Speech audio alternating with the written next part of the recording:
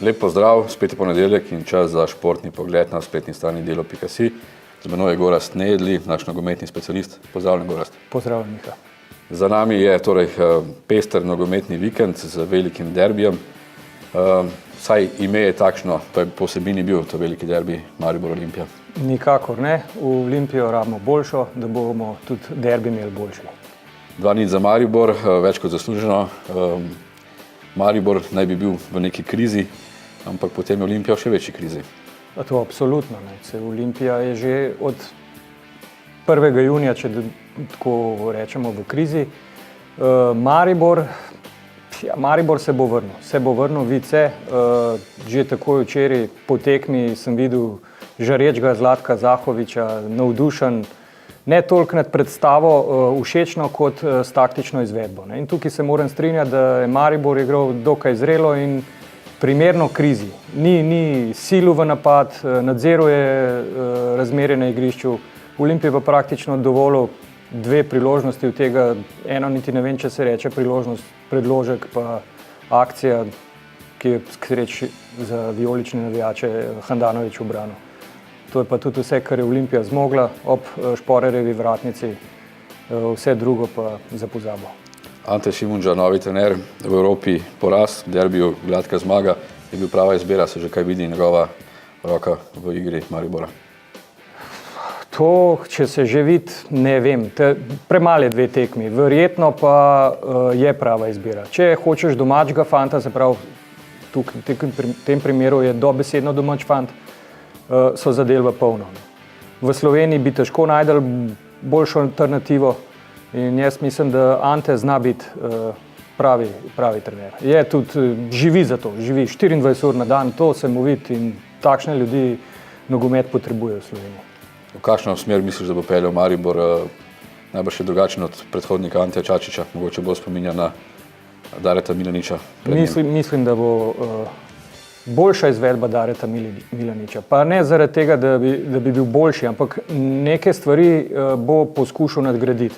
Je pa vsekakor dober, da dela na temeljih, na Milaničevih temeljih, ki imajo izrazito zdravo logiko. Veliko teka, disciplina, organizacija, kako bi rekel, individualnost pride pa do izraza ravno ob teh uveljavljenih značilnosti, tek, disciplina, red. Maribor na domači sceni prevladuje, tako bo še naprej, kot kaže. Kaj pa v Evropi, kaj lahko še Mariborčani povlečejo iz te Evropske lige? V Evropski ligi, ja, kakšna točka doma lahko. Enega bo je presenetil, načeloma še zmeraj nekdo nekoga presenetil. Kaj več pa mogoče ne gre pričakovati, niti mislim, da ni razlogov, da bi kaj več pričakovali. Za Šimundža in za Maribor je dobro, da v tej zgodbi nekaj novega povlečejo. Povlekli pa so že po moje. Predvsem Zahović je verjetno videl, da bo treba tudi kaj vložiti, da boš lahko konkurenčen v Evropi. Če boš hotel sploh naslednjo leto sanjati o kvalifikacijah, o Evropski ligi, da v Ligi prvakov pa ne govorim, to je pa predaleč. Kaj praviš, kakšna je pa perspektiva potem za Evropo? Maribor je še v vzponu ali morda si krivulja upočasnjuje, že pada? Za hip je zastala, lahko se pa dvigne. Sam se pravim, vse je odvisno od tega, kaj bo športni direktor še najdu pripeljal, ker s tem obstoječim kadrom prav veliko napredovanja ne more biti. Lahko je vzdrževanje, da bi pa tudi oni napredovali, rabijo pa nekaj boljšega obsetne. In to pa mislim, da trenutno nimajo. Z izjemo Mendija, ki ima vse kvalitete spodobnega evropskega nogometaša, ne vidim v vijolični ekipi nekoga, ki bi debelo presegel povprečje. Na Mariboru bi pomagala tudi močna domača konkurenca najbrž, ampak za pravi derbi sta potrebna 2 enakovredna tekmeca. Olimpija to sedaj ni. Kaj pa z zelenimi, kako naprej? To je pa vprašanje za par milijonov evrov. Tako, kolikor jih je zdaj že vložil Mecen, Izet, Rastoder, so številke že v milijonih evrih, ampak ni jim pomoči. Dokler ne bodo postavili spodaj temelje, tudi zgoraj ne bo nič. In Olimpija ima osnoven problem. Ona nima svojega doma. In če to gospod Rastoder, kljub vsej dobri volji, še ni zaznal, da ne more na silo nekaj naredi, če nima doma, potem nima smisla, da sploh sodeluje v tej zgodbi, čeprav me mnogi prepričujejo, da bo potem pa ljubljanski nogomet ugasnil, pa jim jaz kar mirno rečem, ugasnil je že zdavnaj.